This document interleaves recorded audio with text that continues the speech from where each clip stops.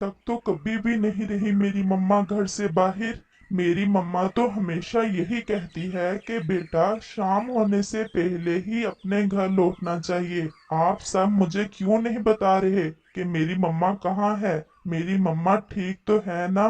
कौवे अंकल, आप तो साथ ही गए थे मेरी मम्मा के। प्लीज आप ही मुझे बता दीजिए कि मेरी मम्मा कहाँ है। मेरे ख्याल में सोनू को सच सच बता देना चाहिए कि इसकी मम्मा अब इस दुनिया में नहीं रही। वो बच्ची है अभी, शायद वो बर्दाश्त नहीं कर पाएगी इतना बड़ा झटका।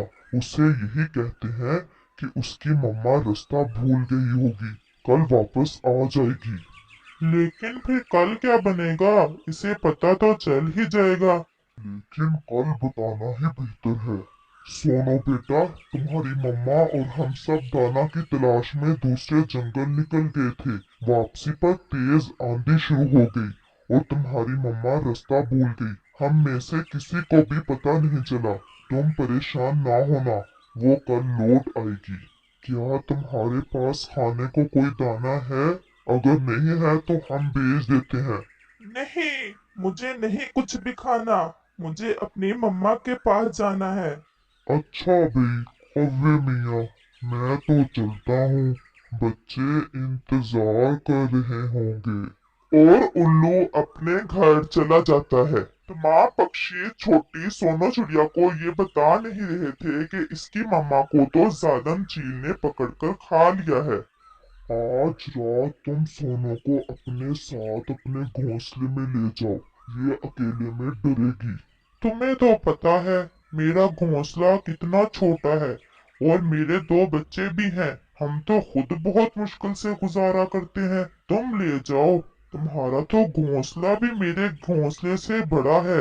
ऐसे कहता हुआ तोता भी अपने घर चला जाता है। कौवा जो के साथ वाले पेड़ पर ही रहता था, इसे सोनू से सहानुभूति तो सब पक्षियों से ज्यादा थी, लेकिन सोनू को अपने साथ ले जाने को वो भी तैयार नहीं था। अब मैं भी चलता हूँ, तुम्हारी आंटी इंतजार कर रही होगी। कल सवेरे मैं फिर आऊंगा। सोनो चिड़िया अकेली रह जाती है। मम्मा, आपके बगैर मुझे डर लगेगा। मैं कैसे अकेली रात गुजारूंगी? और फिर रात हो जाती है।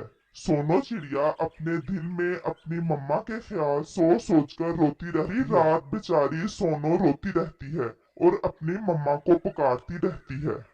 प्यारे दोस्तों, क्या आपने मुझे सब्सक्राइब कर लिया है? और घंटी के आइकॉन को दबाना बिल्कुल मत भूलिएगा। मुझे पता है हम में से कोई भी नहीं रखेगा सोनू को अपने पास। कौन जिम्मेदारी लेता है इसकी? किसी ने संदेश भेजा है इसकी मासी को? नहीं, मुझे तो ख्याल ही नहीं आया। हमें संदेश भेजना चाहिए। वो फिर भी इसका अपना खून है। वो बच्ची है, हम बड़े हैं। कम से कम हम इसकी मासी को संदेश तो भेज दें। मैंने आज जाना तो है दूसरे जंगल में, बता दूंगा इसकी मासी को। और कौवा और तोता सोनू की तरफ जाते हैं। मेरी मम्मा को चील ने खा लिया है, आपने मुझे नहीं बताया। हाँ बेटा, ऐसा ही है। तुम्हें कैसे पता चला? मुझे मम्मा की आवाज सुनाई दी थी, वो दिख नहीं रही थी।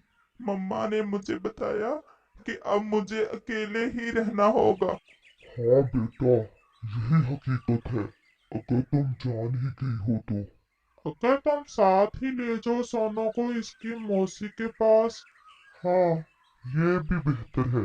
लेकिन सोनू से तो पूछ लेते हैं। मैं पूछता हूँ।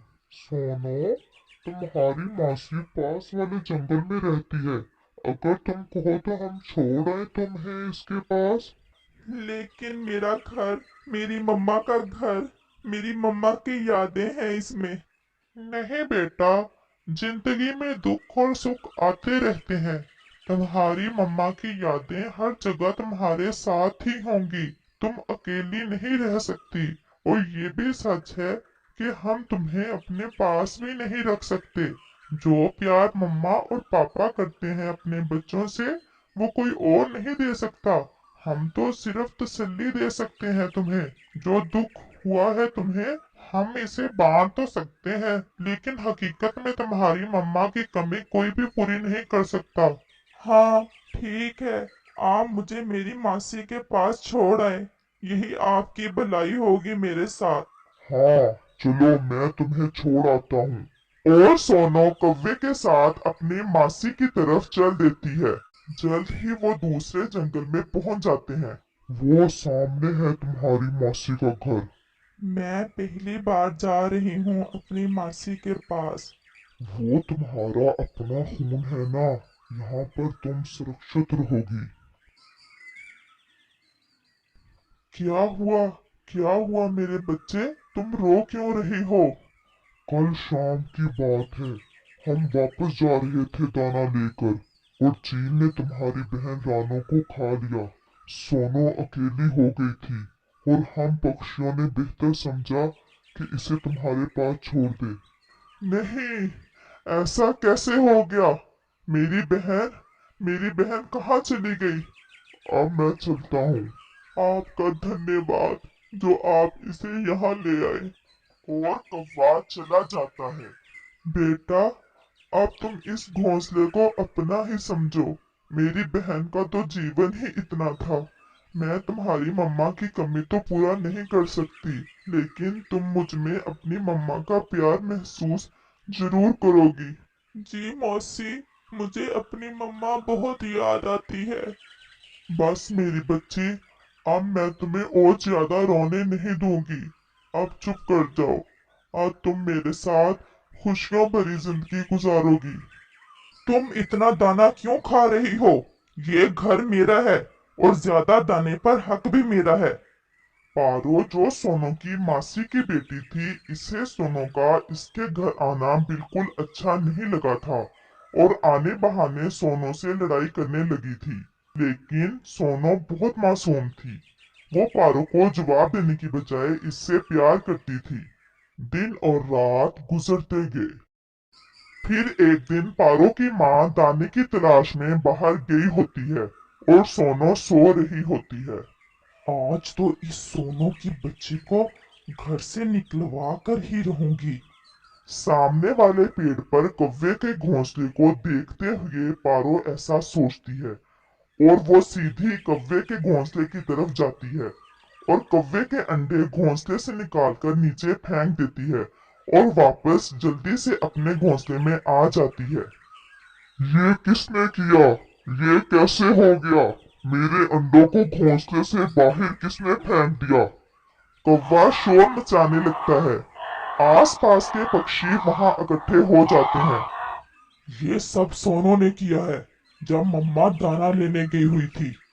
पारो ऐसे कहा। क्या किया सोनू ने? तुमने क्यों मेरे बच्चों के साथ ऐसा किया? जो मुसीबत तुम पर आई है, इसमें हमारा तो कोई दोष नहीं, तो तुम क्यों इसका बदला हमसे ले रही हो? ये सब सुनकर सोनू की मासी को भी गुस्सा आ जाता है, और वो भी सोनू को बुरा भला कहती है। मैंने ऐसा नहीं किया। मुझे क्या जरूरत थी ऐसा करने की? जब आप दाना लेने गई थी, मैं तो सो रही थी घोंसले में। झूठ मत बोलो। तुम्हारे आने से पहले इस तरह का काम कभी नहीं हुआ। पारो चिल्ला कर सोनू से कहती है। सोनो पारो की सब चालाकी समझ जाती है, और खामोश हो जाती है।